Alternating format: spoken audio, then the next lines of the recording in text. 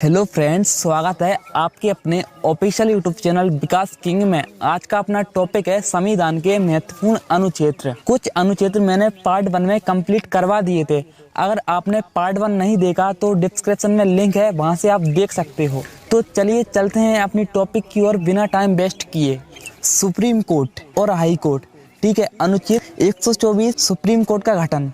जो अनुच्छेद 124 है ना, उसमें है सुप्रीम कोर्ट का गठन, ठीक है। अनुच्छेद 131 सुप्रीम कोर्ट के अधिकार, ठीक है। अनुच्छेद 148 कैग की नियुक्ति, ठीक। अनुच्छेद 148 में कैग की नियुक्ति, और कैग का फुल फॉर्म क्या है? Controller and auditor general. इसके अंदर क्या होता है? जो भी घोटाला होता है वो कैग की नियुक्ति के द्वारा जांच पड़ताल की जाती है।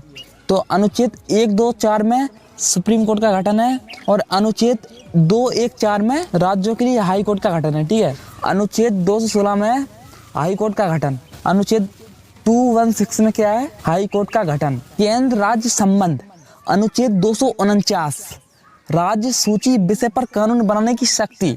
जो 249 अनुच्छेद है वह विषय जिस पर राज्य कानून बना सकता है, ठीक है। अनुच्छेद 250 आपातकालीन के दौरान राज्य सूची विषय पर कानून बनाना, यानी कोई भी आपातकाल या फिर इमरजेंसी लग जाने पर राज्य सूची पर शक्ति केंद्र के पास कानून बना सकता है, ठीक है। अनुच्छेद 262 नदी जल विवाद, यानी कोई भी दो राज्यों पर जल का विवाद, नदियों का विवाद कौन से अनुच्छेद में वर्णन है?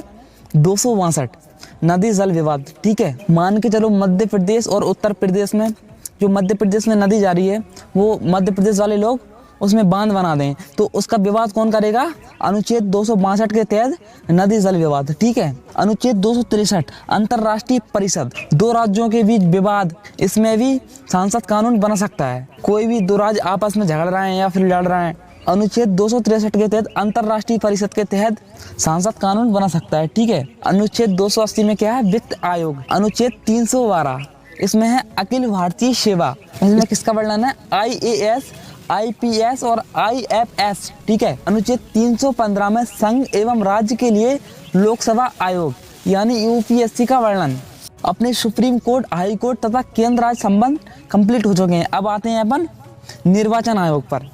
निर्वाचन आयोग जो है अनुच्छेद 324 में है। 324 में क्या है?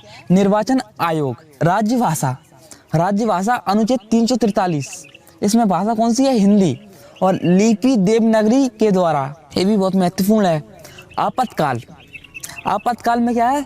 3 अनुच्छेद हैं, ठीक है। इनको याद करने का भी बहुत सरल तरीका है। 352 में +4 करो, कितना हो जाएगा? 356। 356 में +4 करो, कितना हो जाएगा? 60। 360। 352 में क्या है? राष्ट्रीय आपातकाल, यानी जब राष्ट्रीय आपातकाल लगता है तो कौन से अनुच्छेद के तहत लगता है? 352 के तहत।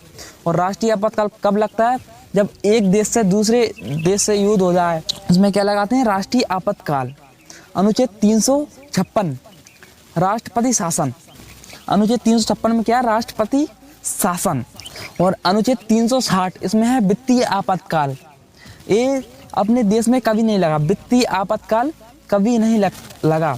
एग्जाम में ऐसा भी आ सकता है कि निम्नलिखित में से कौन सा आपातकाल कभी नहीं लगा, तो इसमें रहेगा वित्तीय आपातकाल कभी नहीं लगा। राष्ट्रीय आपातकाल भी लग चुका है, राष्ट्रपति शासन भी लग चुका है, लेकिन जो अनुच्छेद 360 है ना, वित्तीय आपातकाल, वो कभी नहीं लगा। संविधान संशोधन, वेरी इंपॉर्टेंट। संविधान संशोधन अनुच्छेद 368 में जो है वो संविधान संशोधन है। 22 नवंबर में जो पेपर था ना दिल्ली पुलिस का, उसमें आया था कि संविधान संशोधन कौन से अनुच्छेद के तहत करते हैं, तो इसका आंसर रहेगा अनुच्छेद 368 के तहत संविधान संशोधन करते हैं। इसको इम्पोर्टेंट समझ लेना भाई। इसने निर्वाचन आयोग भी हो गया अपना, राज्यसभा भी हो गया, आपातकाल भी हो गया, संविधान संशोधन भी हो गया, ठीक है। अब कुछ अन्य महत्वपूर्ण बचे हैं, उनको देख लेते हैं। अन्य महत्वपूर्ण अनुच्छेद 17। अनुच्छेद 17 में जो है असर्वसंहिता का अंत, ठीक है।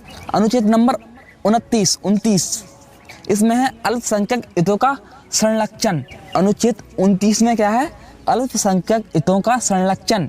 अनुच्छेद नंबर 40 इसमें है पंचायत राज प्रणाली। अनुच्छेद 42 में क्या है? संवैधानिक उपचारों का अधिकार, इसे hard and sold off Indian constitution भी कहते हैं। तो इस वीडियो में अपने सारे अनुच्छेद कंप्लीट हो गए हैं। तो इस वीडियो में इतना ही। चलिए मिलते हैं किसी नेक्स्ट वीडियो में। अगर आपको वीडियोस अच्छी लगी हो तो वीडियो को लाइक एंड चैनल को सब्सक्राइब जरूर से कर देना। जय हिंद, वंदे